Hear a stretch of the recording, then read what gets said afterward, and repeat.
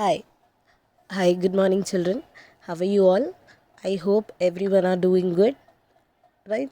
And following all the precautions like wearing mask, using sanitizer, staying safe in the home and all. So let's learn being safe in the home.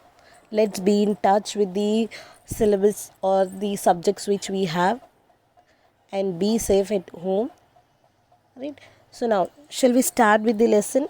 Like we are going to learn about theme number 3, political system and governance, under that kings of Vijayanagara. What is theme is a talk about a particular subject. Like now if you take kings of Vijayanagara, we are talking about them, about the kings of Vijayanagara, how they were, how they used to live, how they used to rule, what are the places which they ruled, to what time they have ruled. All these things we are going to learn here. That is what theme is, right? Now quickly we'll start up with the lesson.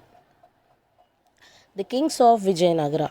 In the previous chapter, we read about warriors and chiefs and who had established control over villages and how the Kaktiyas tried to bring them under their control and build a kingdom. The efforts of the Kaktiyas ended when the Delhi sultans conquered Varangal. But soon another kingdom was built by a family of warrior who led the foundation of large empire called Vijayanagara or Karnataka. So yes, in the last chapters or the last lesson, if you see, we have learnt about many new kings and kingdoms. Kakatiya has emerged a religion of emergency of a regional kingdom. All this we have learned now we are going to learn about kings of Vijayanagara, how they emerged, what happened, who are they actually, from where they belong from which place they occupied, who are the important kings of that time, and all we are going to learn now. Vijayanagara means the city of victory. So, by the name only, we are coming to know Vijayanagara means it's a place of victory, it's a city of victory. Victory in the sense like success. It was located on the bank of Tungabhadra river in Karnataka. So, where it is located? It is located in the bank of the river Tungabhadra in Karnataka. So, this place is in Karnataka and the city is located in Karnataka, that too in the on the river Tungabhadra river, on the bank of Tungabhadra river. According to history, it was founded by two brothers named Harihararaya and Bukkaraya around 1336 years common era, with the blessings of a sage named Vidya uh, Vidyaranya. So yes, so this place which is there, Vijayanagara, is found by whom? Two brothers, that is Harihararaya and Bukkaraya. These two brothers, they found this place called Vijayanagara with the blessings of sage in the year 1336 common era. So they found this place in that year. The kings of Vijayanagara worshipped Sri Virupaksha Shiva. So whom they used to worship? They used to worship God Lord Shiva, that is Sri Virupaksha. The Vijayanagara Empire lasted for about 300 years, though it was not ruled by kings of the same family. So, though the kings of the same family, like which one family is not completely ruling that, then also it was lasted, means it was ruling for 300 years it seems.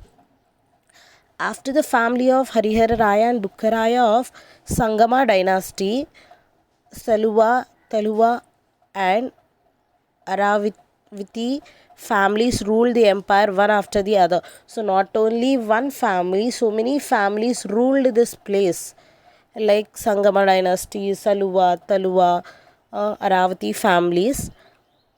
They started ruling one after the other, means after one family completed one dynasty, then the other one started ruling the place of Vijayanagara. Some of those kings spoke the language Kannada. What is the language they spoke in that region or that place? is Kannada, because it's a place of Karnataka.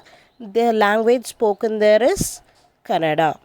But Sri Krishna Devaraya gave due importance of Telugu language. So this one of the king, like Sri Krishna Devaraya, he gave importance to which language? Telugu language, which we all speak, right? One of On the north of Tungabhadra river, some new kingdoms called kingdoms arose. Initially, it was one large kingdom with its capital in Gulbarga. Later on, between 1489 and 1520 Common Era, it broke up into 5 smaller kingdoms. So in the north, Tungabhadra river, which is there, they are being divided into some new kingdoms called Bahmani arose. So in the north of Tungabhadra river, new kingdoms came into existence, arose, means started, like Bahmani kingdoms. Initially, I mean, in the starting stage, it was large kingdom. It was very big kingdom with its capital in Gulbarga, and it have its capital in Gulbarga at that time. Now, when times are passing between 1489 to 1520 Common Era, that broke into 5 smaller kingdoms. Means when it was big kingdom, and slowly it have been broken into smaller kingdoms, into small kingdoms. They are divided, broken in the sense like divided. Of these 5 kingdoms, Bijapur, Golconda ruled over large parts of the present day Karnataka, Telangana, and AP. So they were divided into smaller kingdoms, right? After that division, Bijapur and Golconda ruled large parts of present day, means large parts of Karnataka, Telangana, AP were ruled by this Bijapur and Golconda ruled over this Karnataka. In this Karnataka, Telangana, and AP, they ruled mostly.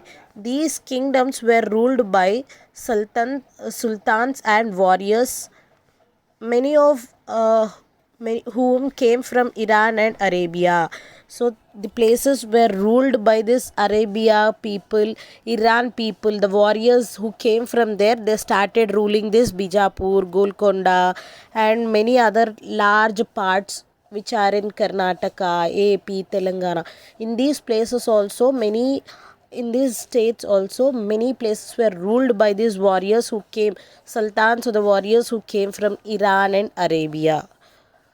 All these kingdoms were constantly at war with each other, trying to enlarge their own kingdom. They also tried to recruit the local warriors and chiefs about whom we read in the last chapter. With their help, they tried to establish control over the village and towns and collect revenue from the farmers and traders. So what happened is, the warriors or sultans who are coming from Iran and Arabia, and they started ruling the places like Bijapur, Golconda, and other parts in Telangana, Karnataka, and AP, right? So these people, what they are doing, they are constantly fighting with each other. They are fighting with each other because they want to enlarge, they want to expand their kingdom. They are talking to the chiefs of the Kakatiyas, new kingdoms, and all we have learned now from there. The chiefs who are there, the important leaders who are there, the warriors of that dynasty, they started talking to them. They started attracting and taking those chiefs into their kingdom so that they become strong and fight. They are recruiting in the sense they're taking into job, and they started gaining control. They slowly started getting control over different places, on the villages, on the people of villages, towns, and they started collecting revenue from them and from the farmers. If you like my video, please do like, share, and subscribe. Thank you.